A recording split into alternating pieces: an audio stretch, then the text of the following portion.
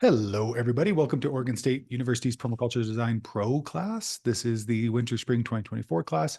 This is the April 29th office hour, and we have two left. So we just have number 9 and 10. That makes this number 8. Really great to see everybody here. As I've been saying multiple times, I just want to say it once more. Final assignments and resubmissions are due on June 3rd at 9 a.m. PST. So just keep that in mind. We have had the ability to submit late assignments up to this point, but that final assignment is really due on time. And the reason for that is because we move forward with the courses and I need a break. And so all of those things converge to making it in such a way that there is no extension. So really focus on making sure you get everything in on time. And if you can't get it in on time and you're thinking, what do I do? You can always re-enroll. There's a small fee to re-enroll in the course, which is great for a lot of people. It's nice to go through the course twice. A lot of people like that option. Okay, couple announcements coming up here. So we've got an excellent webinar coming up on May 9th with Mark Krawczyk of Keyline, Vermont. It's all about coppice agroforestry. If you haven't checked into coppice agroforestry, highly recommend you do.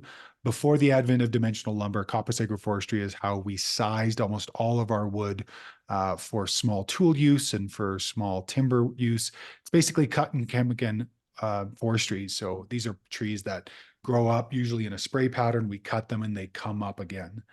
So that'll be a great webinar with him. It'll be about a 45-minute presentation. I'll talk about the self-paced course, and then we'll do Q&A, and there's an opportunity to win 3 spots in the course for anybody who sticks around for the Q&A. The second is we have a phenomenal course. This is actually the course that started regenerative living with Joe Tobias of Root Shoot Soil. She's a phenom when it comes to developing and designing great soils. We're also going to do a deep dive in how to make really great compost during the course. So if you've ever wanted step-by-step conversation and hand-holding with that, that is a wonderful way to do it. And if you've ever been curious about the soil food web and didn't want to pay $4,000 to do it with Elaine Ingham, Joe is one of Elaine's students, and she's really grown beyond the scope of what she originally was taught. So this is a great opportunity there. I'm going to be doing a short introduction to values-based decision-making through a course called The Gentle Art of Joyful Productivity, talking about how to use a daily statement of purpose. And it'll be a fun course. It's going to start at the end of the month of May and go into June. That's going to be 4 sessions. Should be a really fun course and really low risk and low lying fruit to work on the process of creating a value for something and working towards that value to determine if the decisions or the actions taken will bring you there. So those are the announcements for what's coming up. Shawani has a great series of questions that we're going to jump into today. So I think what I'm going to do is I'm going to read through the whole question, then I'm going to go through with my point answers. We're also going to bring in the iPad in here. So we've got a fair bit of information coming up. So I'm just going to make sure that we've got, I've got the right elements that are up before we start. Okay. So from Shawani, who's in India, I'm back from the excursion of 10 days on my site. Due to extreme shortage of manpower, I had to drop most of my plans regarding revival of land. That means no pits, dug only a few, that 2 not appropriate except 3 or 4 pits, no mulching and no fertilization of trees. Question 1, is it correct that the availability of 1 caretaker on land, I'm trying to prioritize my to-do list? Water some areas of zone 1, clearing walkways, harvesting some crop, adding some goat poop manure, which is available right now near the site. My research shows that it needs vermicompost, bone meal, neem cake, mulching, and systematic irrigation for trees to flourish. This is a lot of money for more than 1,000 trees and planting 2,000 more in the coming years.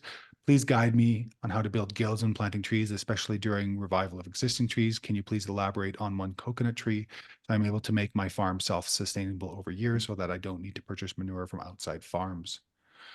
Thank you very much. Great pleasure. Yeah, awesome. So really good question. It kind of gets at the core of how do we start to apply ourselves to a landscape when we don't have an unlimited budget and an unlimited amount of labor, which is every single site.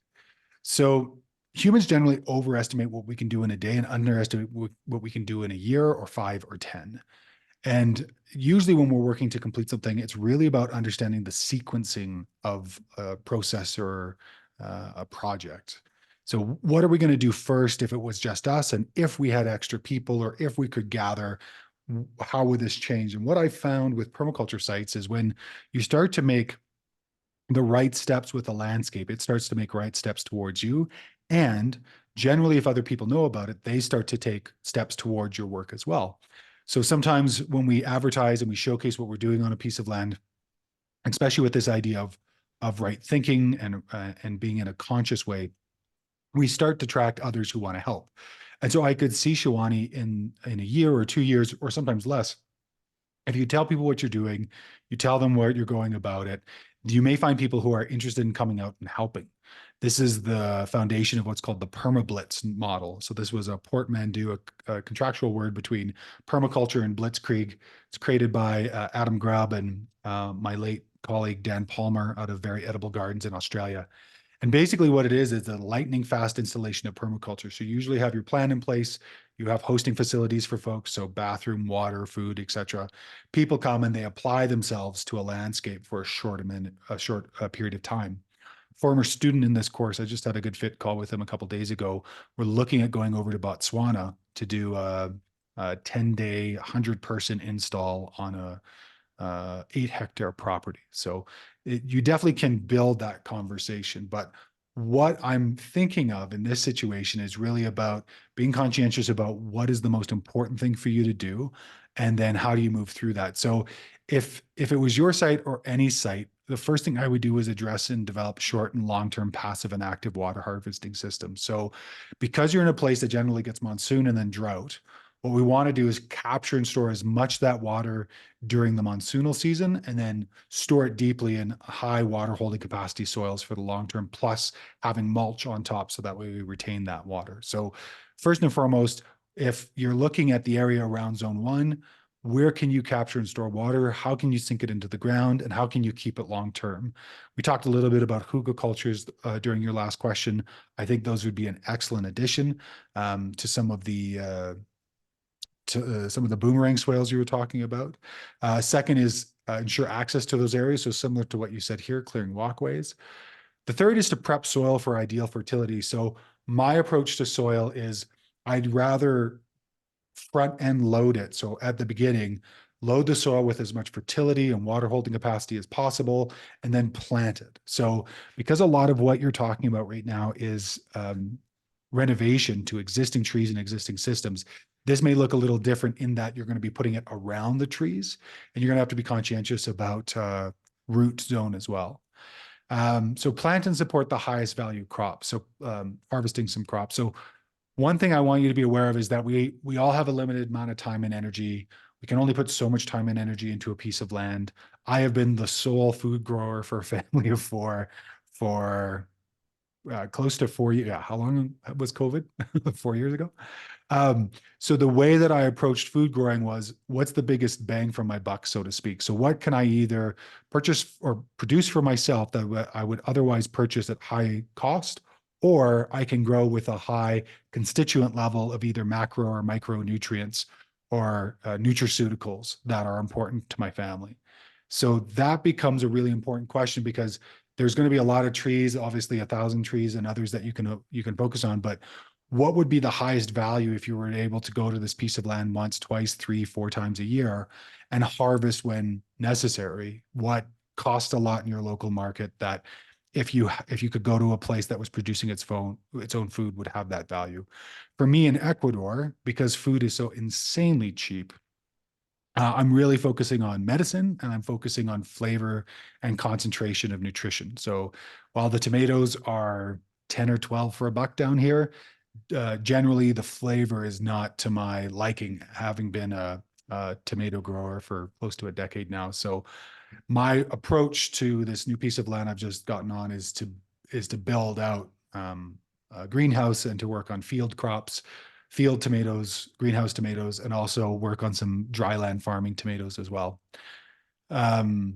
And then lastly, to monitor, manage, and expand the labor as becomes available. So I think, yeah, generally what I'm seeing here, water some areas in zone 1, or create passive or active watering is what I would do.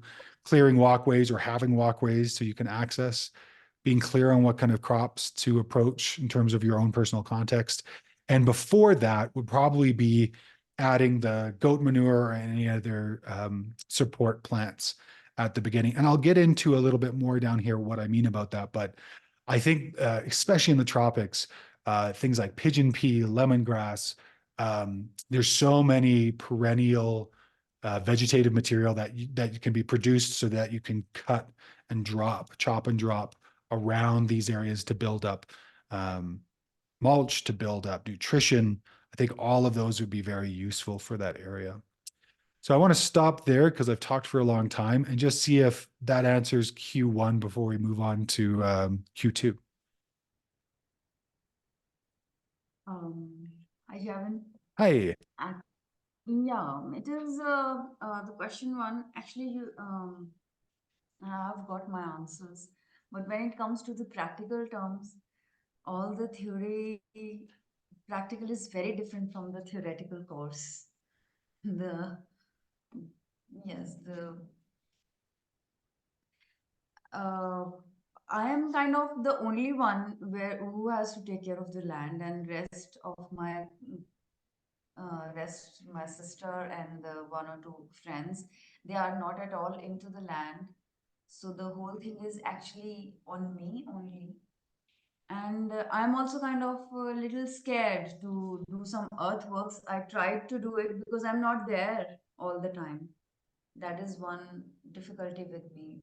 Maybe after 3 to 6 months I will be shifting there. Okay. So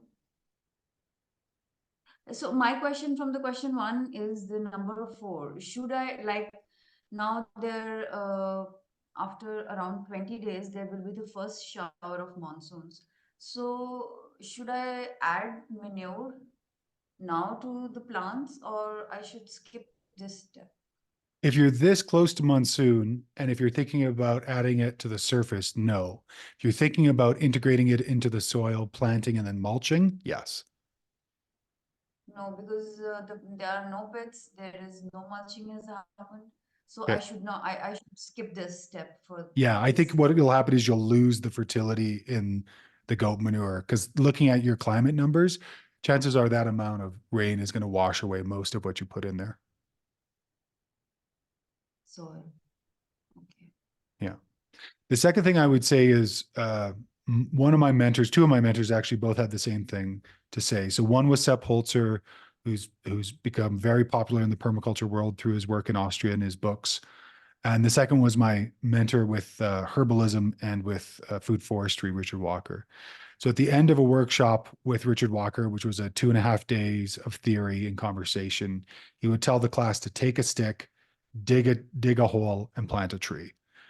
And Sepulter would say, do something and something will happen. So the theoretical can inform the practical, but it can never replace the practical. So it's up to you to go out, take what you've learned, use it thoughtfully with the right intent, and start to work with intention on the land and to monitor what happens. It's the only way you're ever going to see change or actually have experiential education with this. So, take the information about building a boomerang swale, build one or two, see how they perform over the monsoon, see what the change is. Build an off-contour hugelkultur, which is the only way to do it in monsoonal situations, see if that charges up over the monsoon in 3 to 4 months after it finishes and go back and take a look and see if it has some application. I'd really treat, if you have the ability to go back before the monsoon starts, as an opportunity to build a couple of experiments for yourself and for your context and see what the changes are over your wet season. And then over the next year, see what it looks like in the dry season as well. Yeah, that is really helpful. That in that way, I don't need a huge amount of labor or money. It's just none. That I can do. Yeah, this is a very good suggestion. I'm gonna follow it. And what I would say is if you're interested in it, because pioneer species are always going to be different than second and third generation species, it sounds like you're generally a pioneer species for permaculture in your area. If you can, during monsoon or during the next couple of months, start to host a group that meets and gets together and talks about permaculture or talks about alternative regenerative land care, start to get a group together. Eventually they'll be interested in going and doing something and not just talking. And your site might be the place where you go and bring people and say, we're all learning together. I'm not saying I know exactly what's going on. And this is how I started. So I helped with the Vancouver Island. I helped with Victoria permaculture. I helped with Van Isle permaculture, and then we created a Vancouver Island permaculture permablitz network. And all of those things helped to bring people around. And I would bring in people who were smarter and wiser and more experienced. They would talk about what was going on. We would show movies, but we gradually created this core group of people that were highly interested and activated. And that then led to the permablitz network, which we all helped with each other. It just continually grew and grew. So part of it is when you're in a course like this, you're probably the leading edge of the change in your area. And so it could be a bit lonely when you go back and go, okay, well, where's all the other people? And until you kind of raise up the flag and say, I'm here, there's not really a place for people to gather. So I would say if you have interest in it and you want to see how that works, I'd highly recommend it. It's been probably the most rewarding thing I've done in permaculture is to meet with like-minded people locally, regionally, continentally, and then internationally, because there's all of these different levels you can interact with permaculture with globally. There's the Taiwanese International Permaculture Convergence that's happening in November of this year. And I went to my first one in 2013 in Cuba and met people from all over the world, and the conversations that were happening were just brilliant. So, create a small enclave of that if you have interest. And I imagine you'll find some like-minded people to help with the labor or to help with small projects around the place. Yeah, that's a great suggestion. That's a Yeah. great suggestion. Yes. My research shows that it needs vermicompost, bone meal, neem cake, mulching, and systematic irrigation for trees to flourish. That's a lot of money for more than 1,000 trees and planting 2,000 more. So one thing that it's important to keep in mind is that most of those trees on that property have survived. They may have not thrived with or without your input to this point, and they'll continue to. This is one of those human hubrises we have to address, that if we all left tomorrow, the land would be okay. This whole idea that we're destroying the planet. We're destroying the planet for us. We're not destroying, and for a lot of other species as well. But the hubris in that, and I do the same thing all the time. I think, oh, I've got to help this plant. These plants will go on their own. So again, I would take a look at what are the high value crop plants, the high value trees, and really support them in either gilding or supportive plants, support them in passive rainwater harvesting structures like hugelkulturs and boomerang swales, and generally allow the tree to be a tree. So I wouldn't worry about application of fertilizing regimes to 1,000 or 2,000 more trees.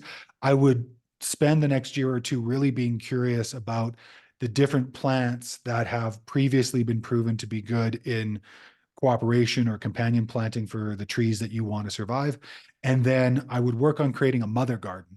So a mother garden is a brilliant and excellent way for everyone to start, especially if you're doing perennials, because chances are buying all the trees is never going to make sense. So if you can have a mother garden, which is really saying, okay, I know in the next 5 to 10 years, I want to plant 50 apple trees, and I want to plant 20 tamarind trees, and I want to plant another 25 jackfruit trees. Then all of a sudden it's like, great, what's the easiest, simplest, and cheapest way to go about that? In many of those situations, it's seed. In the case of apples, it's grafting. So that would then produce an action towards you of saying, okay, well, then maybe it's time I learned how to graft trees, because I'm going to have to produce 100 or 200 trees here. I don't have the money for that. So instead, I'm going to have to build out a mother garden that has all these plants. And you don't have to worry about trees becoming root bound in a mother nursery if it's only 1 to 3 to 4 to 5 years. Generally, trees will take replanting and transplant very well at those ages, but it really helps you to develop something of value. I'm working with these clients back in Canada, and we designed and developed their front home field to have both perennial and annual, because they just don't have the time. So that everything has to be close. And in that, we also decided that we were going to put a little mother garden in the center where they just bought a whole bunch of trees and they're itching to put them in the right place. But you can heal them in for temperate climates. You can heal them into a big pile of mulch really easily. In tropical climates, that mulch is going to create a vector for disease. So I wouldn't necessarily recommend that, but just keep that in mind as we go throughout. So the second question is, please guide me on how to build guilds when planting trees, especially during revival of existing trees. Can you please elaborate on one coconut tree so I'm able to make my farm self-sustainable over years so I don't need to purchase manures from outside farms? Okay, so one of the issues, let's go from first principles. So generally, in the temperate climates, most of the nutrition is in the soil. And for anybody who lives in the temperate climates and has poor soil, you're like, Javin, you're a liar. Generally speaking, in temperate climates, the nutrition is in the soil. The reason for this is that it's not constantly being put into the air in plants like it is in the tropics. So generally, tropic soils are highly depleted because there's always something growing. It's always being demanded of. This means two things. One, if we can increase the soil food web by using things like aerated compost, manure teas. So this may actually point to something for you, Shawani, as I'm talking about it and thinking about it, that would be useful in that liquefying manures and using them as a foliar, or not a foliar spray, but a ground spray could potentially increase the amount of microorganisms that you're introducing to that landscape instead of trying to take tons of manure and put it under tons of trees. The second thing to think about here is in tropical landscapes, there's definitely a higher interaction with animals and their manure and their urine.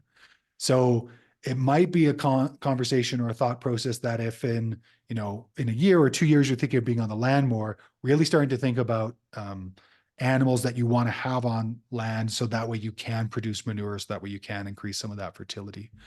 The third thing about tropical soils, and this was proven time and time again in the Amazon basin with Terra Preta, was this idea of biochar, that if we take carbon material like wood or woody stalks, and if we burn it at low oxygen called pyrolysis, we end up with a recalcitrant carbon material. That means a lot of the gases inside a piece of wood will release, but they won't all release and burn. And you'll end up with like a crystalline structure.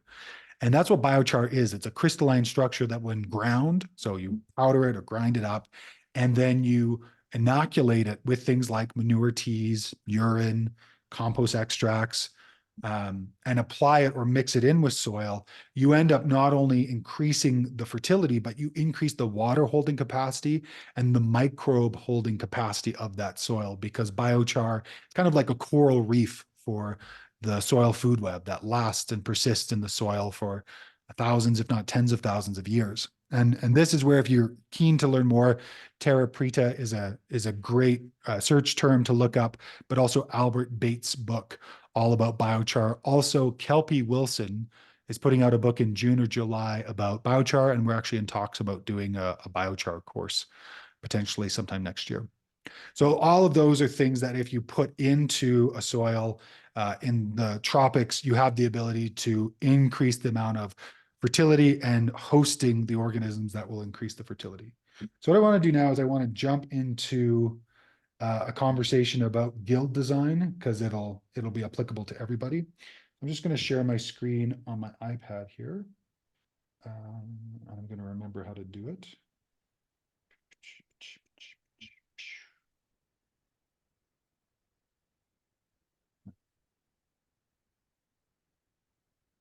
So we're going to have a little conversation about guild creation.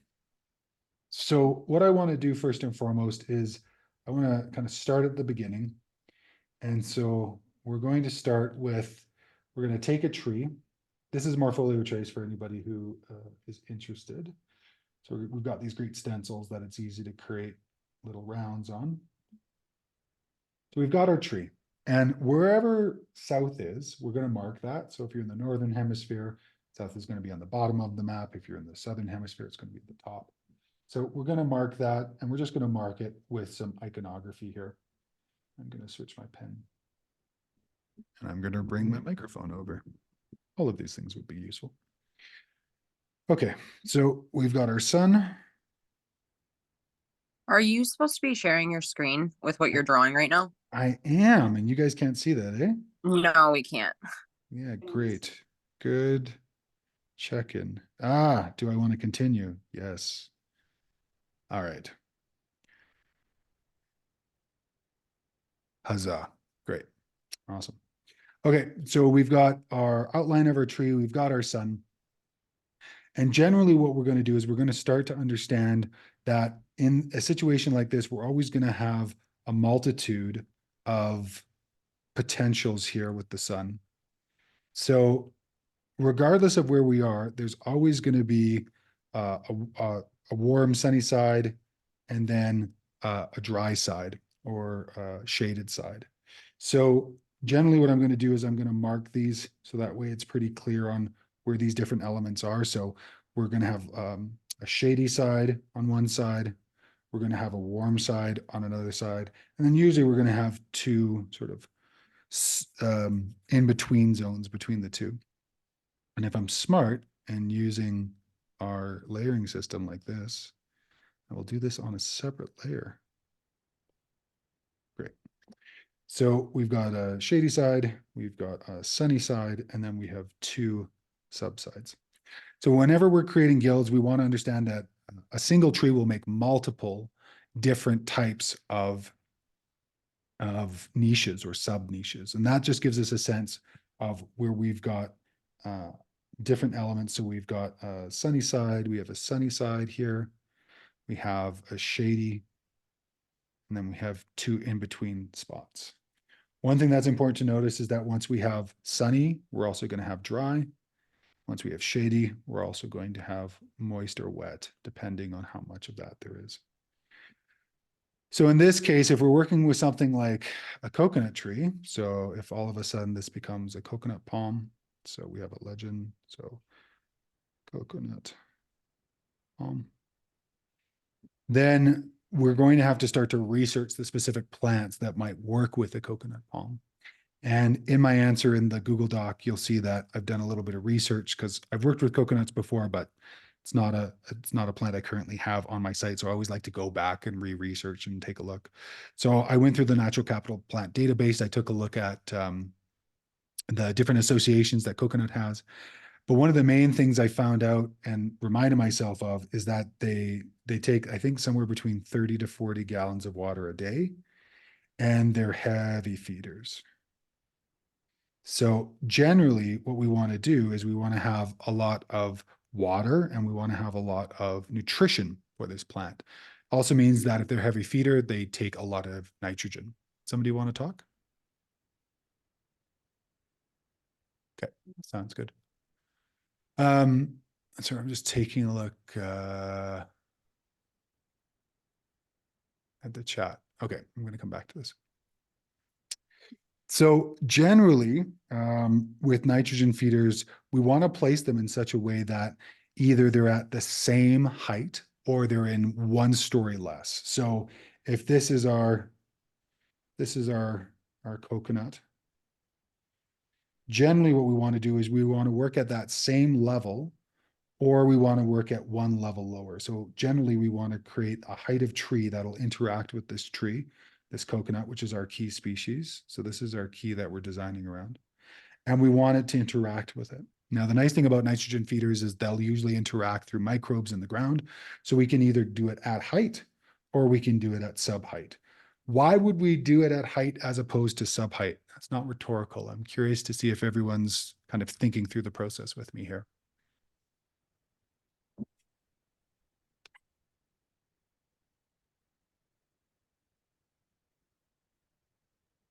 Question again is, why would we choose to have a support tree or support species be at the same height or sub height as the key species we're designing around?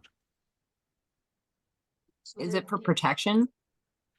It can give some shade to the tree. Okay, shade, protection, what else? What other reasons might we choose a certain height of a tree or support species? Like multiple points of interaction? I don't, Yep. I feel so dumb. No, it's great. It's basically we're going back to all of the conversations we've had thus far, it's always going to be about the context of the site. So the context of the site is, what is the client wants and desires? What's the intrinsic characteristics of the landscape? What's the solar aspect? So the heights that we choose to go around this guild will really depend on what our goals are for the site.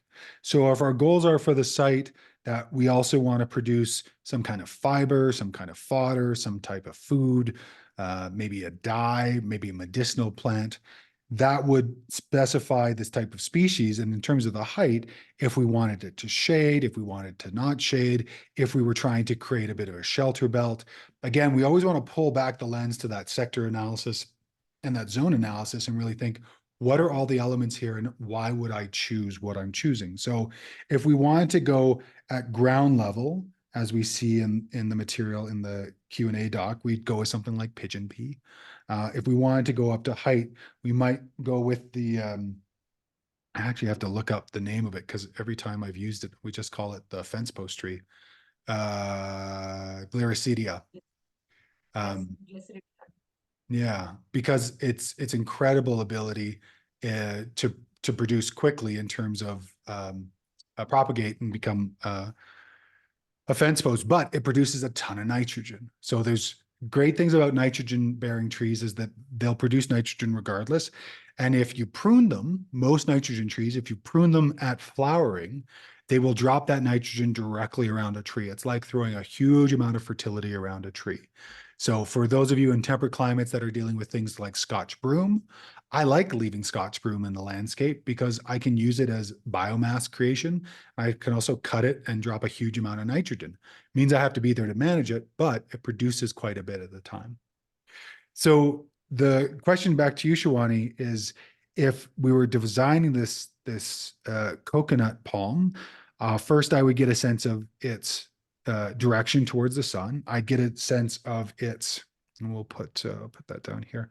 I would get a sense of the contours, so that way I know a little bit of the site. And I went in the wrong one. Back to this one. I would get a sense of the contours, so I know generally what the siting is. And then we would start to understand where we might place some of these plants, some of these trees. So popping back here, I'm just going to share my screen again and go back to our document so we can all kind of see some of the research. The one thing I'm always worried about is nitrogen fixers. You will all, unless you listen to this very well, you will all get a conversation from me during your design saying, I'd like to see more nitrogen fixers at the same height or sub height.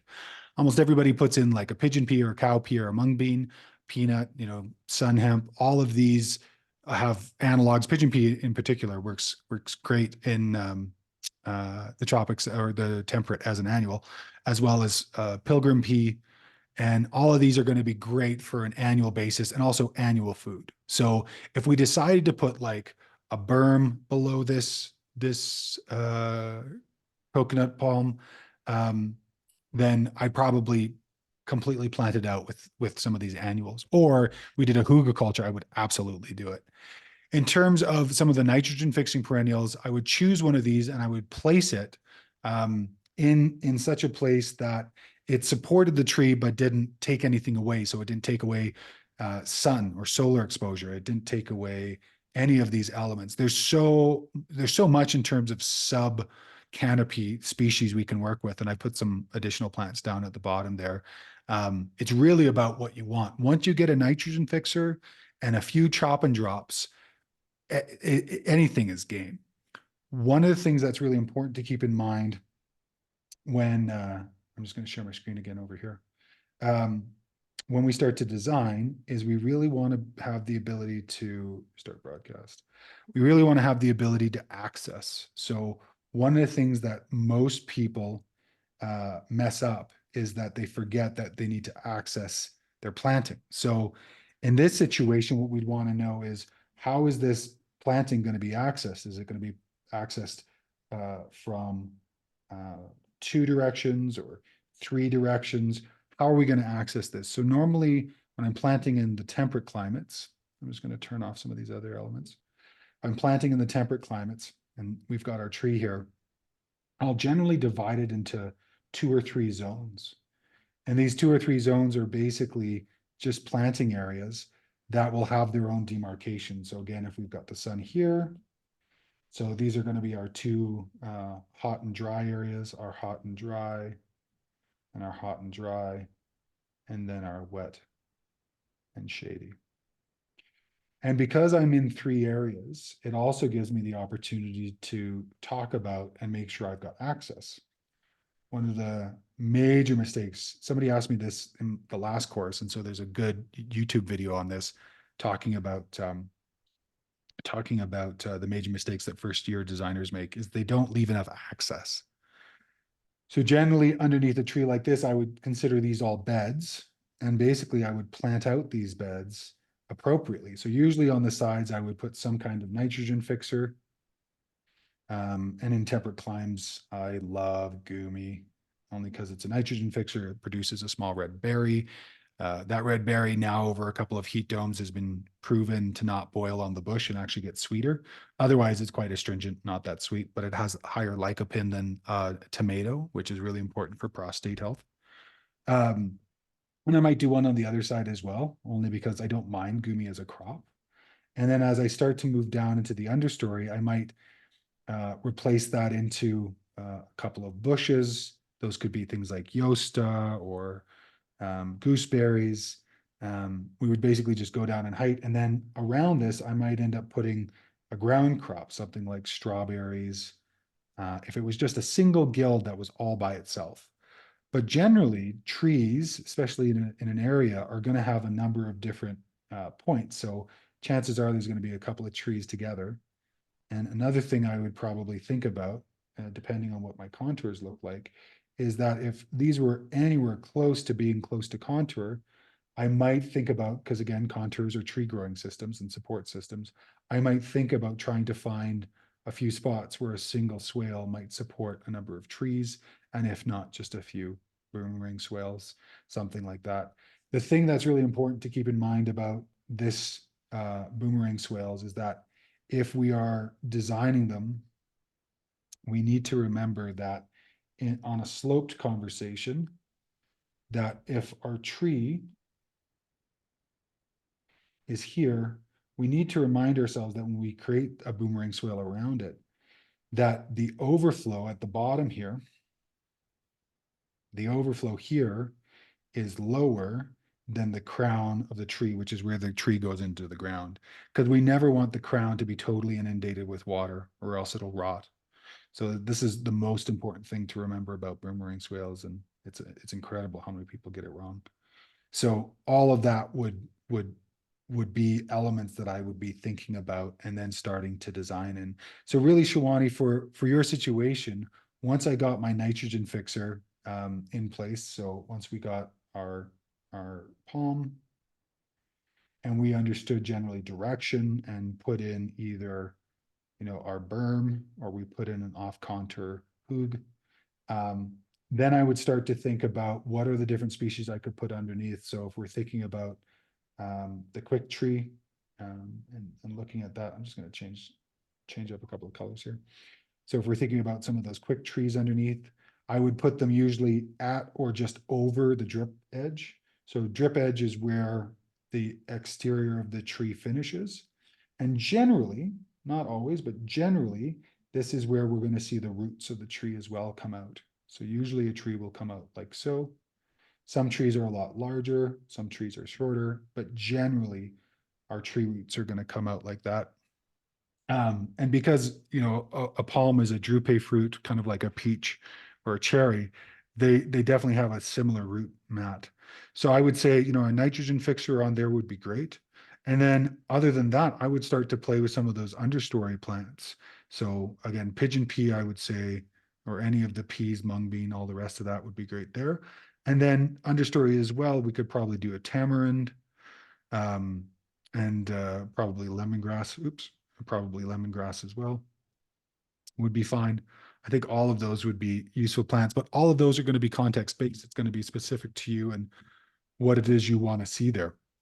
But besides the nitrogen fixer, which is a necessity, I probably put in at least another understory. So having that pigeon pea or bush pea, and then subsequently underneath, we'd want to put in a dynamic accumulator. Pardon me, we'd want to put in an insectiary, so something that flowers and brings in insects. But that's all dependent on your site and the types of plants that you want to see there. So I think the list there is a good one that I put together. It's a great one to start off, but I'm sure there's going to be a number of other ones there that are useful for you as well. Yeah. Yeah. So I And think again, lemongrass was the other one. Yeah, go ahead. Sorry. yeah, and these gills, I mean, according to the position and the microclimate or the niche of the trees, because there are so many of many of them, and the I have to figure out slowly. I mean, maybe I build first 5 gills and then see. Yeah. Yeah, exactly. And because you're not going to be there that much, those guilds can also become these little propagation zones, these little tiny mother gardens as well. So these small experiments of taking that plant material and propagating it again throughout another species or another conversation. So I think both of those make really good sense in terms of um uh that you're approaching. Yeah. Any follow-up questions, Shawani? Yeah, you told about the biochar, one book and the 2 links. Can you put them in the chat? Yeah. Okay. Let me just grab them. I'll put them in here. Albert Bates. Amazon. It's called the Biochar Solution. Great book. I think I read it the year it came out. So I'll put that in here. I'll put it underneath your question, and then we'll put it up in the top as well. You can also find it in the list, Biochar Solution. And then the other one that's coming out in June, July is the Biochar Handbook by Kelpie Wilson. Kelpie's a phenom when it comes to biochar. Hoping we'll do a course together. That'll be fun. So that's Biochar Handbook. And I'll put a little link in there. Her website in particular is incredible for just information on biochar approaches. And I'm sure her book's going to be world class as well. Supposed to be getting a copy shortly. Great. Anything else I was supposed to put in there? One question, little. Uh, you are talking about the Hugelkultur along with the swales, movement swales. So that can be a small Hugelkultur, right? Oh yeah. Yeah, you can do small. Yeah, no In worries. You just have to make sure it's off contour because one, hugelkulturs aren't swales and swales aren't hugelkulturs, and never the twain shall meet. They should never be the same. And the reason for that is hugelkulturs are terrestrial environments. They need not to be inundated with water because they're so porous. So small hugelkulturs. So instead of doing just that bund that we were showing, I probably just put a hugelkultur below it at an angle or in an area where it looks like the tree could potentially access the water that's stored there. Eventually, all of the root system will find that hugelkultur, but in the meantime, I think it'll be valuable. yeah, yeah. Thank you very much, Alan. Oh, you're so welcome. So welcome.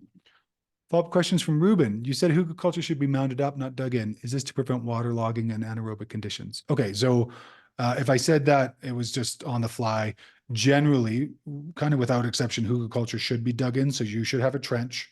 You should mound in wood, and you should mound that wood with the soil you take out. Yeah, I very few situations call for it not to be in ground, only because of the moderating factors of temperature, of moisture, all the rest of it. It just creates this sponge.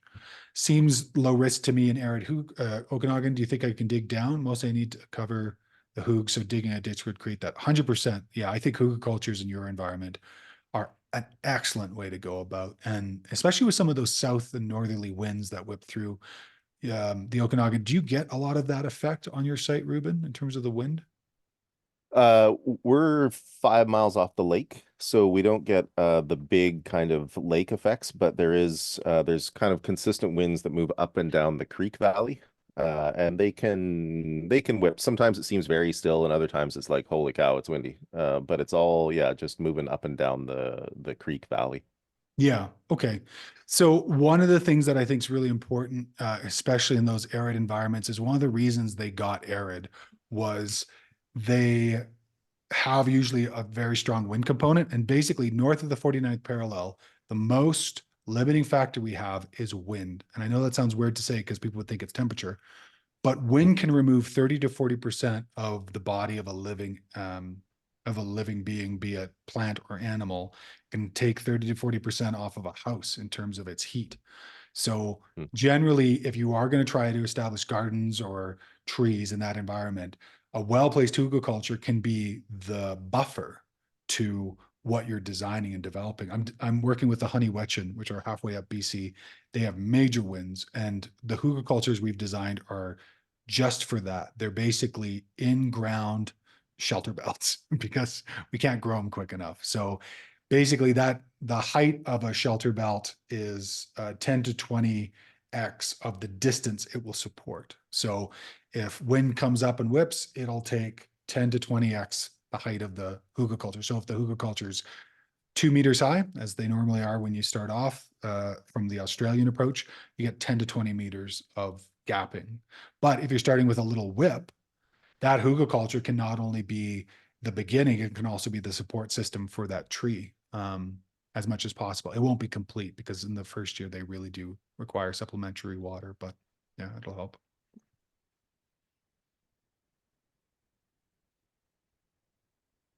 Is biochar useful in the arid sandy till of Okanagan? 150%.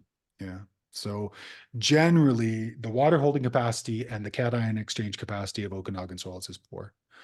Also, the microbe holding and supporting capacity of those soils are poor. So in a situation like yours, Ruben, if I was to do an in-ground garden for annuals, what I would probably do is I would do a large batch of biochar. I'd probably create a large batch of compost extract. And I would probably, if I was doing like a long-term bed creation, I would do probably a kelp meal, a fish meal, something from Guy's fertilizer, because I wanted to start the soil off well. I wanted to give it a heavy feed. And then basically I'd be pulling that from that for the next few years. And then the second thing that I think is really important for building soil in the Okanagan and any place arid is to do cover crops, field crops that are there just for nitrogen. So a crop of early crop of favas is kind of the go-to for tomato plants. You'll do an early crop of favas. You'll let 90% of the plant be cut down and turned into the soil. You'll wait a week or two, and then you'll plant your tomatoes, and you'll harvest 10% for seed and fresh eating. But that rotation of continually working with cover crops that you tilth in. Tilthing is just the first inch to 2 inches, or 2.5 to 5 centimeters. It's just it's lightly. Somebody had a good word for it the other day. It was lightly fluffing, lightly fluffing the soil um, with uh, with with cover crops or with any sort of compost. So instead of doing a full dig in, the main thing you don't want to do in your environment is it's going to be so hard for soil structure to develop, specifically mycelium. So plowing or full tillage, you'll want to avoid as much as possible because it'll take a long time for that soil to build. And so if you can, as much as possible, think 5-10 years ahead and go, how do I front load the majority of the nutrition into the soil if I'm doing it that way? And then if it's a hugelkultur, I would do sort of the same approach to the soil that you then pile back onto the hugelkultur. So that topsoil that you take off, you dig your trench and then you put back in, I'd probably do the same mix, truthfully. I'd probably do a very heavy mulch. And then there's a process which, if you take a look at the Avebury Ave hugelkultur video on my YouTube channel, I just took Sepp's Alpine hugelkultur recipe and applied it to maritime tropic Victoria, which was completely unnecessary, but super fun to do. And what we did is we took boughs of conifer branches and we used the conifer branches on top of the mulch to hold the mulch in. And on areas where you get high winds, I would do that. I would basically guard and armor the hugelkultur so that way the wind can't whip up the straw or the leaves or whatever it is you're going to use for mulch.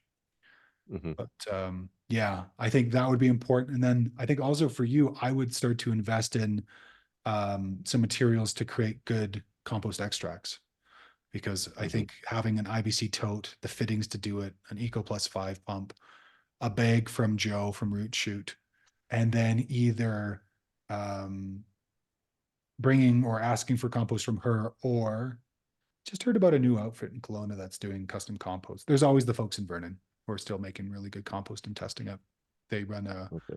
a pickup compost business, and they also do high grade compost that's biologically activated. Or Gabe Sipes. You can always ask Gabe Sipes at Pyramid Wineries. He's a bio dynamic farmer and has the pulse on everything in that valley.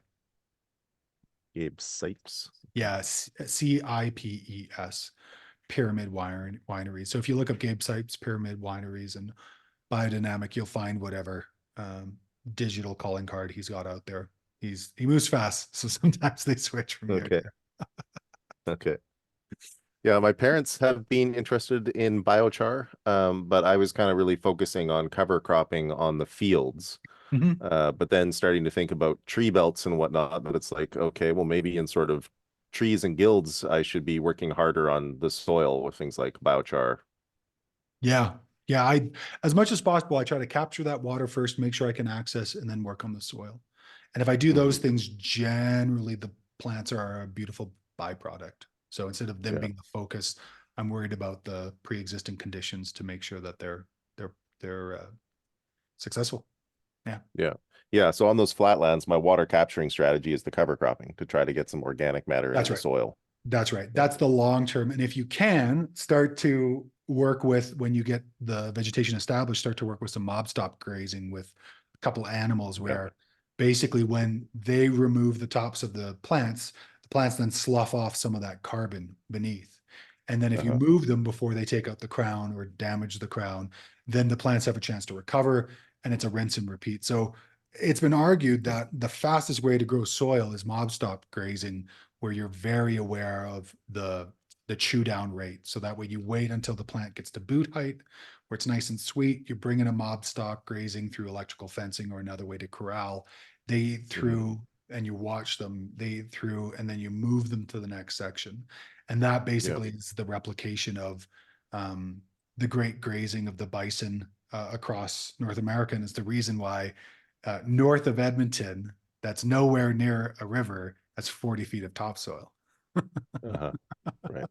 So like we have physical proof that mob stop grazing works, especially from a natural perspective.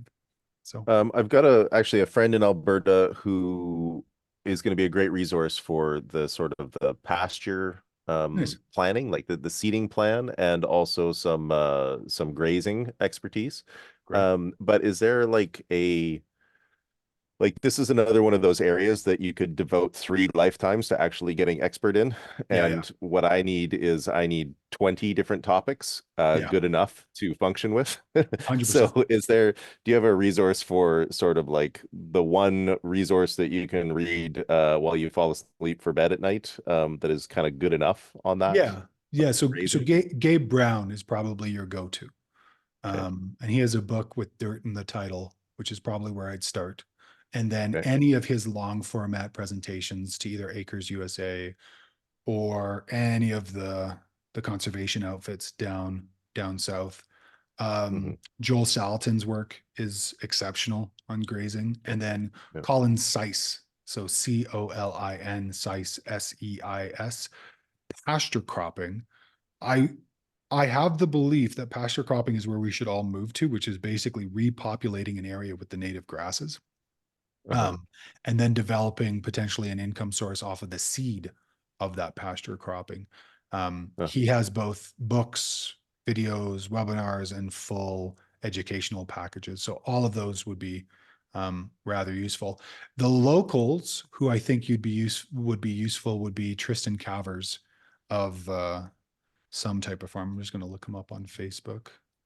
But he and I think his wife's name's Aubrey, have done a phenomenal, Tristan Cavers have done a phenomenal job doing regenerative grazing.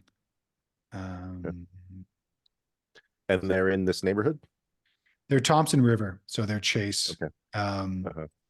But the folks that are kind of bale, like you don't want to take too much advice from bale grazers because it's not what you'd be doing. You're really Mhm. looking for pasture.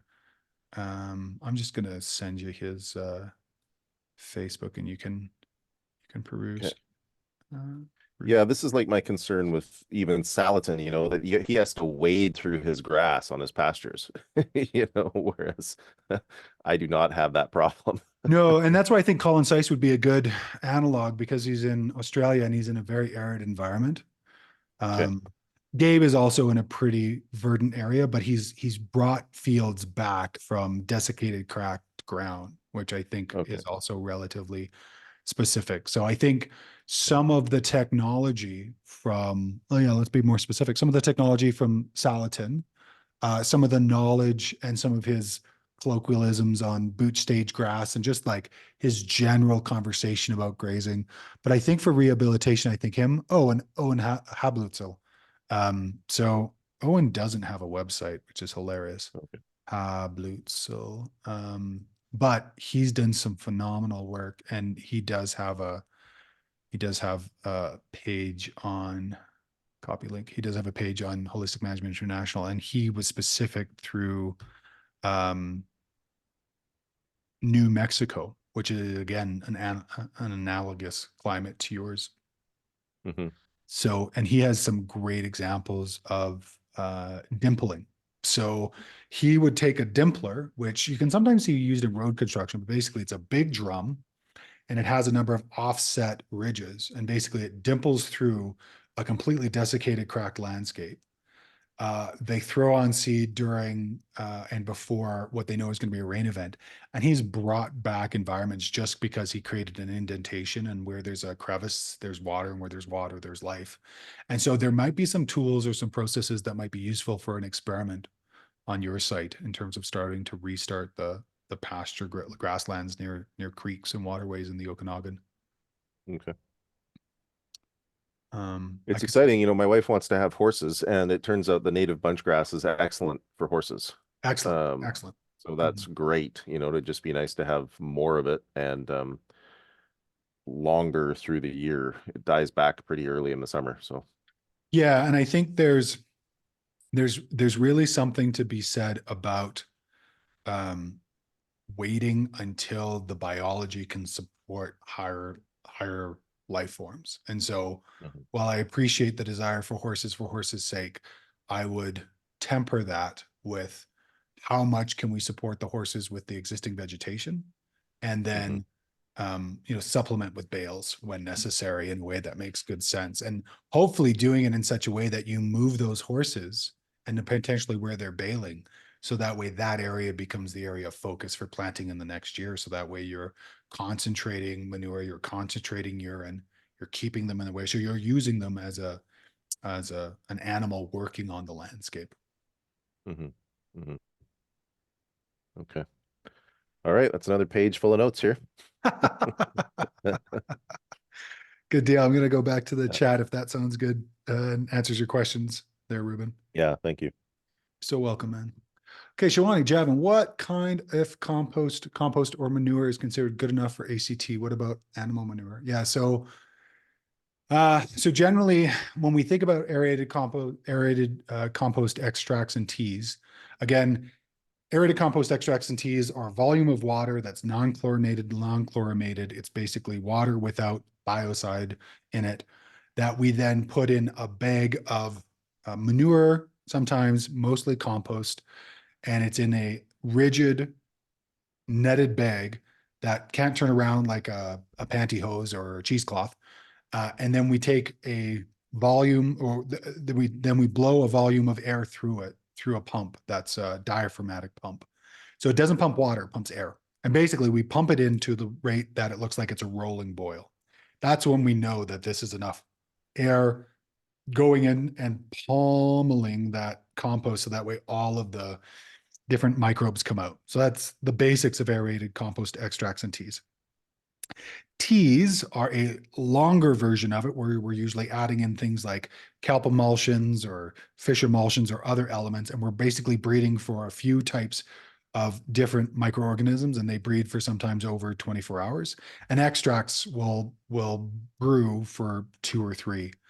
But basically, in those two situations, extracts are usually applied on ground, and teas are applied as a foliar spray, mostly because the longer you brew that and the more you feed it sugar, the more bacteria there is, and the bacteria itself has a glue to it, so it can stick to leaves. So if you're ever dealing with a foliar issue that everything else has not been able to address, sometimes aerated compost teas can be phenomenal for just blasting a tree with microorganisms.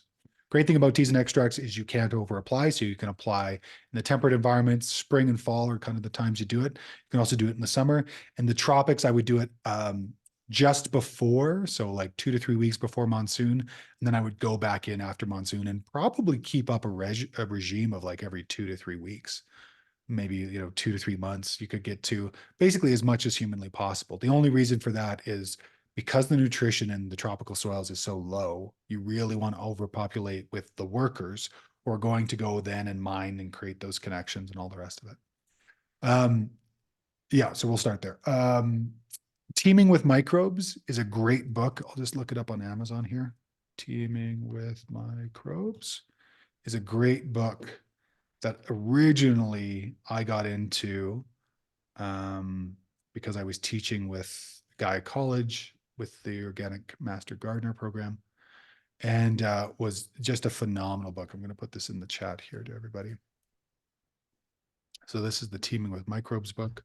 That's a great place to start. Elaine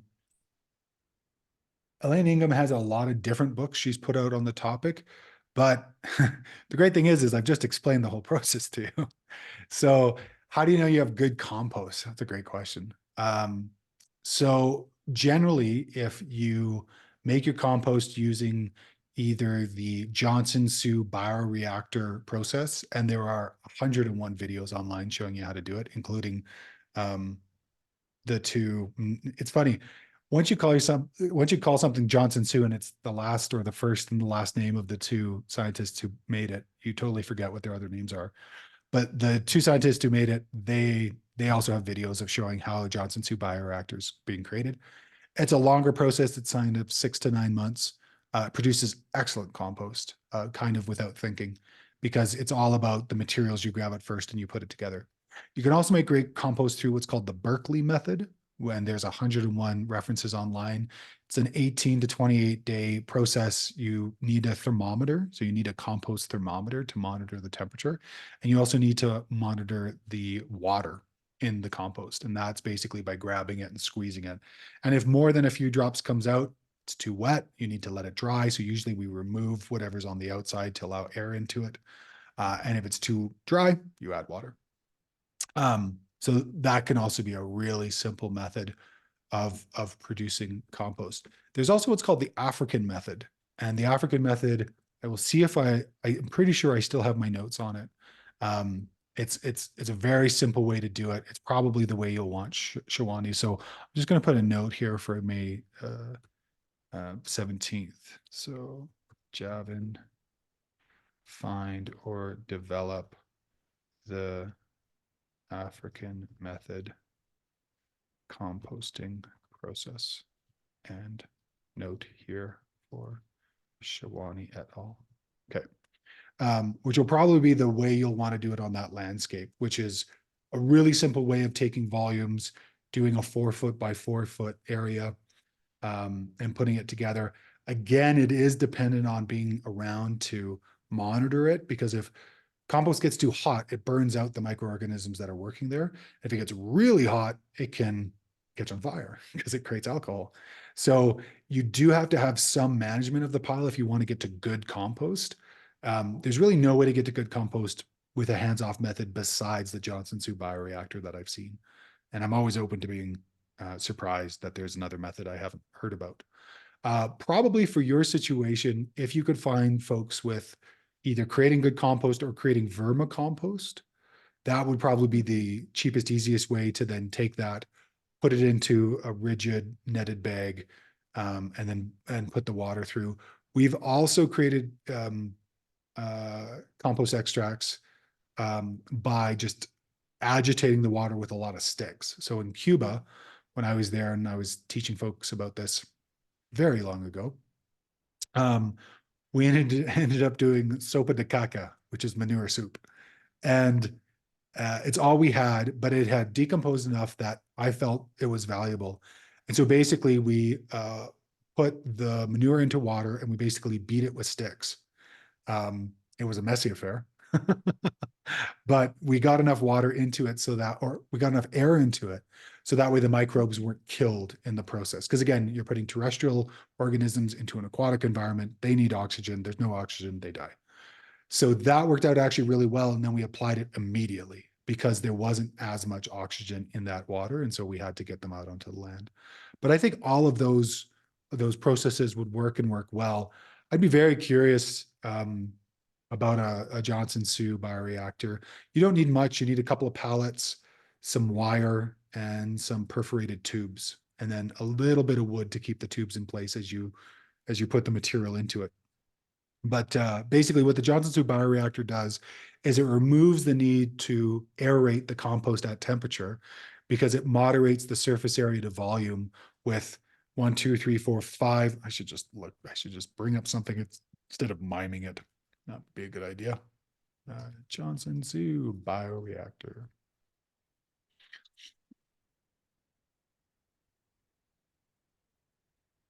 I'm sure I have something on it in my files. Johnson Sioux. Ah, there we go. Of course I do. Let's just let this download. Oh, this is great. This is from New Mexico State. Oh, great. Yeah. This is excellent. I'm going to put this into the chat.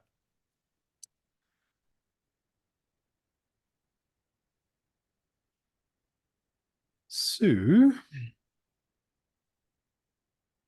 basically a Johnson Sioux bioreactor starts with a pallet. A pallet then can be used to put in the pipes. You create a stucco wire frame. That frame is then used, and some folks make these amazing jigs to hold the pipes in place as you fill it. And then basically you fill right up to the top. Usually we'll use some kind of fabric around the side. You can have an irrigation system or you can just irrigate directly, but like the compost that comes out of it is just phenomenal. I've seen very few products coming out of Johnson Sioux that aren't great photo, that aren't phenomenal. So I would go with something like that, Chouani, only because you're not going to be there all the time. And I would just worry that so much of what you're doing might go to the way without being present. So I would think about doing something like that. Yeah. Thanks, John. Awesome. Any final follow-up questions, conversations, thoughts, queries, quotations, jokes? We're all feeling good? Okay, sounds good. What are folks taking away from the session today? What feels valuable in terms of the conversation?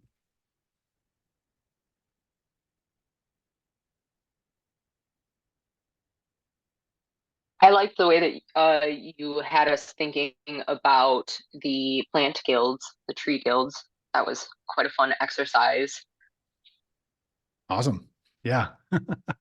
Yeah, I can always give you a knee-jerk reaction, or I can make you think a little bit bigger in terms of first principles and how to go about it. So I'm glad that landed. What else? What was useful today? Yeah, I also was thinking about the guilds. Like it's, I've been kind of focusing on grasses and cover cropping. And so to try to, you know, pull back and think a bit bigger and longer about trees and bushes was good. Nice. Yeah, I think for you, it'll be a blend of the two and also doing things small enough and with enough support so that way you have successes early on, because it'll be easy to get discouraged in that climate, because I got discouraged in that climate. Yeah. Awesome. Anybody else want to pipe in before we sign off? Well, I can say something. Yeah, I Erica. want to be back. I wonder if you said that you overestimate what you can do in a day and underestimate what you can do in a year. Yeah, okay, because I'll take that with me today. because I've Yeah. never experienced it. Never. Yeah. Yeah. We're good like that, aren't we? And I think that the long-term perspective is very important, but perhaps very difficult for us human beings, Mhm. at least in the culture that is persistent today in many parts of the world. Yeah. Yeah. Yeah. And I think that's the balance of permaculture in its honest form, because there's a lot of dishonest forms of permaculture that don't necessarily acknowledge that there's no free lunch. There's no, I do this and then, you know, my site's totally self-sustaining. It just doesn't happen that way. But we can find certain natural flywheels or ecological flywheels that if we set in the right direction, it creates this ecological ruin in that after we're long gone, it's still producing, right? It's the best ruin to leave instead of a half finished building in Rome. Sorry, I saw a meme the other day, and that's influencing how I'm saying it. It was a funny joke. It's like, why did the Romans make so many half-finished buildings? But instead of all these buildings that are, you know, ruins in the fact that they aren't necessarily producing anything, if we can start off a flywheel of ecological processes, working with the solar real estate, working with the soil itself, working with different organisms that we know will populate well in this area, we can leave something that for generations will improve upon this landscape. And really, I think that's what we're doing. We're shifting consciousness by saying we're a part of this ecology. We're not separate. We never have been. And that's where working along these processes can be helpful. Just going to pop into the chat. Shawani, thank you very much, Javin. It's real help in my process of learning. You're so welcome. It's a lifetime, Shawani, if you're keen on this stuff. And I used to joke that gardener was Latin for plant killer, because you're going to make a lot of mistakes in this, a lot. Or the other joke was gardener, you can only call yourself a gardener when you've killed over 1,000 or 5,000 plants or something. But Sep has this great story, and it's like, the book of nature is always open for reading when, not if, you misread it. So inherent in that adage is we're going to mess up. We are a very weird product of this experiment of humanity. Western civilization has influenced us to the point of thinking that science is the only answer, and that if we don't get it right away, we must have screwed up. And yet, when we move back in antiquity, when we start to take a look at the many indigenous peoples of the world, it was always going towards this work with a level of humility. Like, there's no way I could ever understand all of this, but I'm going to try, and I'm going to move in the right direction, and I'm going to do something, and something will happen. I'll take a stick and dig a hole and plant a tree, and I'll see what happens. And from that, I'm going to learn, and I'm going to reiterate. And that's where that idea of spiral design and permaculture is really important. Everything we do in permaculture then supports something else, or gives us feedback on something else, or helps us understand something else. So as long as we can go at it with an open heart and open mind and go, okay, I'm going to screw up, but I'm going to give it a shot. And by goodness, why wouldn't I do this type of work? Because it feels like the most important work to do on the planet. Then huzzah, we're all doing fantastic work, and we're all producing a fair amount of experiential education that we can then pass on to others, or we can evolve our sites. So, Callie, I really enjoyed learning about how in tropical climates, soils tend to contain less nutrients than in temperate climates. Yeah, great to hear. And Sky, beautifully said. Thanks. All right, folks, great pleasure. Sorry we went over. I will see you folks in 2 weeks' time. If you're having problems or issues, reach out, javin@allpointsdesign.ca. If anything goes awry with any of the marking, there's been a couple of hiccups with Canvas as of late. Just let me know. I'll make sure it's corrected. And thanks so much. Great to see everybody, and we'll see you in a couple of weeks. Take care. Yeah. Thank you. Bye. Bye. Bye, everyone. Bye.